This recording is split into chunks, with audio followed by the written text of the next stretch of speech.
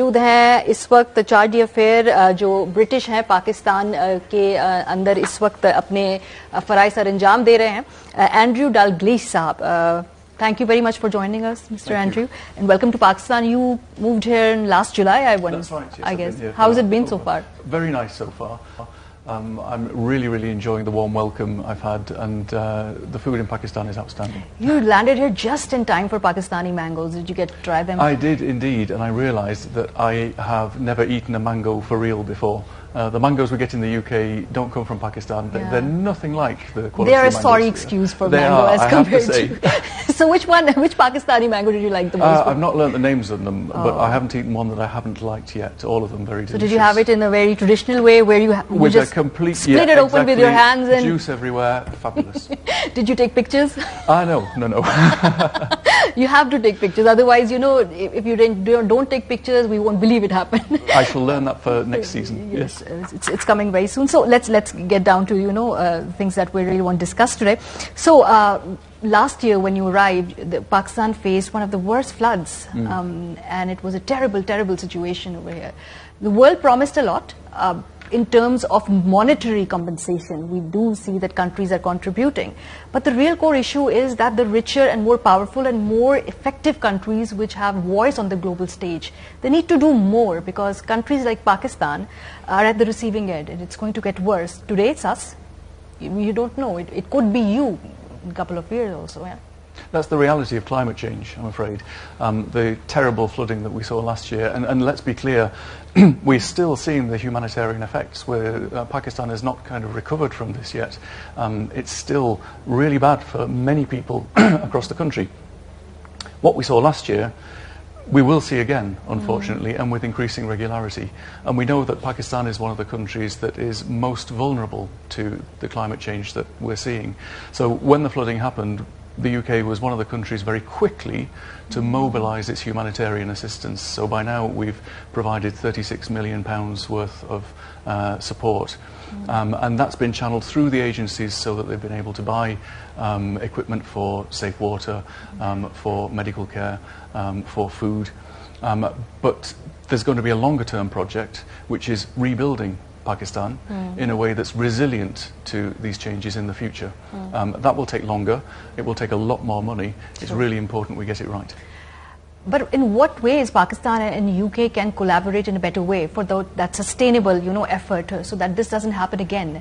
I understand my government needs to do more, far more than we're doing. But what are the other collaborative steps that we could take jointly, as partners against global warming and climate change? Well, you can't solve global warming by yourself. Pakistan can't solve it by itself, nor can the United Kingdom.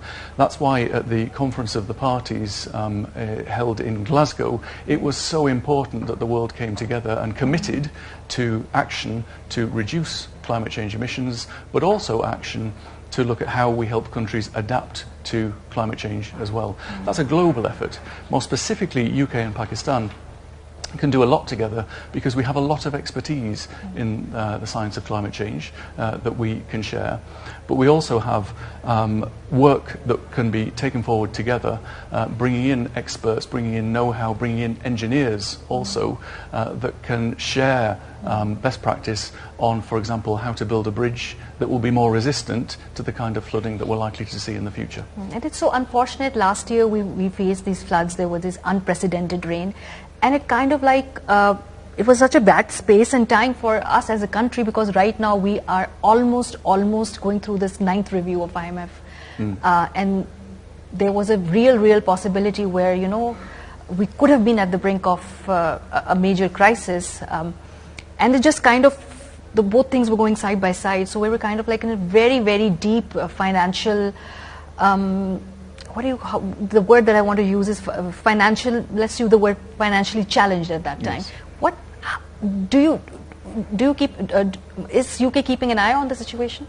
Very closely, because we care a lot about Pakistan. We want Pakistan to succeed. We believe in Pakistan, and for Pakistan to succeed, it needs to have a sustainable economy. Now, at the moment, the UK trades £3.5 billion with Pakistan. That's the level of the trade relationship, UK-Pakistan. £3.5 billion. It sounds quite a lot. It really could be a lot more, but investors in the UK and businesses in the UK who want to trade with Pakistan are looking for the confidence that they will be able to do business, they'll be able to be paid, they'll be able to see a return on their investment in Pakistan. And if we can get all of that in place, then we should be at least doubling the trade relationship.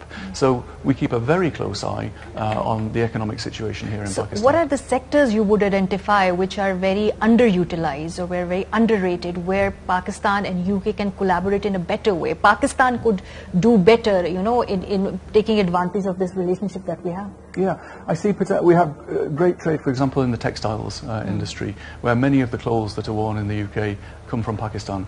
But I see a lot of potential in the industrial sectors, to the industrialization of Pakistan, to lift it into where it belongs as an economic global player. But also, you know very well, the United Kingdom has a lot of expertise in the service industry as well, financial services, insurance, etc., where ultimately I think that we can see opportunities there too. And you were talking about the total trade in goods and services, and the volume is around 3.5 billion pounds, I believe. How can this number be improved? And what can be done in, you know, in terms of the real hardcore steps and actionable steps that we could take? One very concrete step is ensuring that there is free flow of goods between our countries. That there are no obstacles to trade in that way. At the moment, some of our exporters are having doubts about their ability to get their goods into the Pakistan market because there's been a freeze in certain sectors on imports. Equally, some of the companies based in this country are having trouble getting their money out of Pakistan in the form of remittances. Those barriers to trade need to be removed to allow growth in trade. And I'm very pleased that we have a developing countries trading scheme in the UK that, when fully implemented, will remove tariffs on Pakistani goods. About, I think it's 94% of all Pakistani exports to the United Kingdom will benefit from a no tariff regime. And that just means Pakistani goods in the UK, exported to the UK, will be cheaper than they were before, more competitive than they were before. And that's a great example of how you can get more and more trade going. So have you conveyed these concerns to the Pakistani government? Because there's a lot of other, issues that arise from this import ban. There's a lot of political instability, hence there is economic stability. So we're kind of in a very difficult spot, tough spot right now. Yes. It's a difficult decision for any government to make right now. It's a very difficult situation for the global economy, not just the economy of Pakistan, but in the United Kingdom as well. We're having to take difficult decisions about how we're managing our finances, how we're running our economy. But of course, it's my job as a diplomat to talk to the government of Pakistan and to raise the concerns of my companies, to give them the best opportunity to really maximise the relationship. Thank you so much, Andrew. And have you travelled to Pakistan in different places? Not as much as I should have, but I have enjoyed Lahore and Karachi, and I've walked around Rawalpindi a couple of times. And what about up north? Did you go to Skardu and Gilgit? Not yet, but everybody I speak to tells then me you that must I have this to. year. Okay, thank you so much for joining us.